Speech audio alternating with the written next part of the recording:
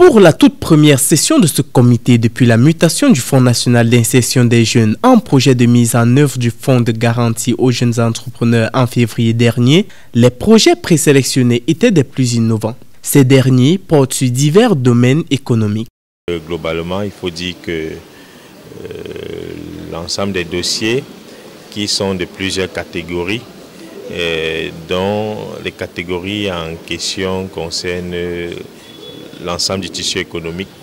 en rapport avec les domaines d'entrepreneuriat qui sont poursuivis par les différents jeunes qui ont présenté les dossiers au comité. Il faut dire qu'au total, selon Abdul Karim Nassourou, rapporteur des travaux et par ailleurs coordonnateur national du FOGA Jeunes, 1843 projets de jeunes ont été présélectionnés et inscrits dans la plateforme de gestion des projets pour un montant global de 4 823 58 056 francs CFA. Il est donc question de sélectionner un nombre de jeunes qui pourront entrer dans le plafond budgétaire de 3 milliards environ alloués au dit financement. Tous les jeunes, effectivement, n'ont pas pu entrer dans la logique d'avoir un avis favorable sur les dossiers. Nous avons estimé que pour ceux-là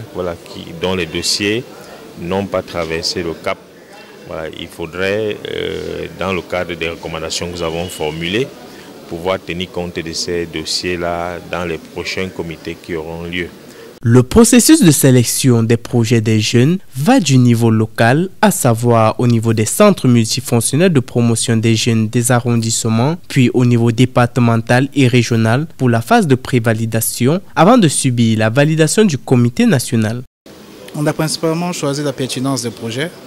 Le cadre de ces projets avec la SND 30, les objectifs du gouvernement, les objectifs de notre pays, et également sur la pertinence ou bien en fait la volonté ferme des porteurs de projets à se construire, à se devenir.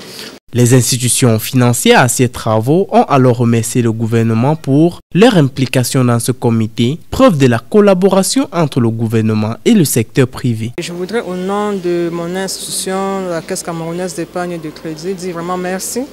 au ministère de la Jeunesse et de l'Éducation civique qui nous fait confiance depuis bientôt 20 ans. Il faut le dire, c'est depuis 2007 que nous travaillons avec le MINJEC dans le processus de l'insertion économique des jeunes.